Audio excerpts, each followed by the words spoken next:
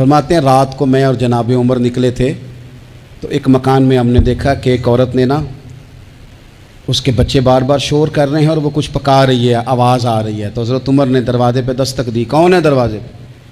کہا میں ایک غلام ہوں۔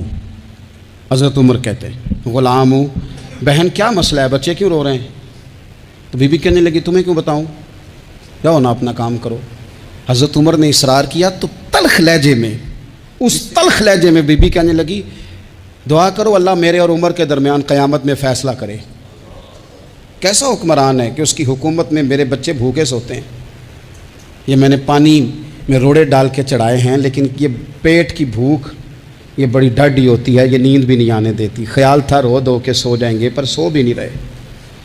حضرت فاروق اعظم دوڑے گئے، گھر سے سامان اناج غلہ کندھے پہ رکھا۔ خادم کہتے ہیں میں نے کہا کہ مجھے دے دیں، فرمانے لگے چل تو وعدہ کرنا قیامت میں بھی میرے بوجھ اٹھائے گا۔ کہ حضور نہیں، وہ تو میرے بس کی بات نہیں۔ فرمایا پھر مجھے کرنے دے۔ دوڑے آئے، اس خاتون کے دروازے پر لا کے وہ چیزیں رکھی، کہا بہن اگر تو پردہ کر لے تو یہ غلام نا آج کھانا پکا دے تیرے بچوں۔ پھر وہ گھی چڑھا کے چینی ڈال کے کچھ سامان پکتا تھا وہ کھانا پکایا۔ غلام کہتے ہیں جب پھونکے مارتے تھے تو داڑھی سے دھواں نکلتا تھا، آگ جلاتے تھے دھواں نکلتا، پھر کھانا پکایا، پھر ان بچوں کو کھلایا۔ پھر حضرت عمر فاروق رضی اللہ تعالیٰ عنہ نا تھوڑے پیچھے بیٹھ گئے تو بچوں کے ساتھ اس طرح کی باتیں کرنے لگے کہ وہ ہنس پڑے۔ جناب اسلم کہتے ہیں بچے اس بیوہ کے ہنستے تھے، بچے ہنستے تھے اور عمر روتے تھے۔ جب وہ ہنستے تھے تو فاروق روتے تھے۔ پھر وہ بچے آہستہ آہستہ لیٹنے لگے اور جب وہ سونے کی طرف بڑھنے لگے تو حضرت عمر کہنے لگے بہن میں جاؤں؟ کہنے لگی رب تیرا بھلا کرے، میرا کلیجہ پھٹ جاتا اگر میرے بچوں کو آج شام بھی روٹی نہ ملتی۔ تو سیدنا فاروق اعظم رضی اللہ تعالیٰ عنہ کہنے لگے پھر تو میرے لیے دعا کرے گی؟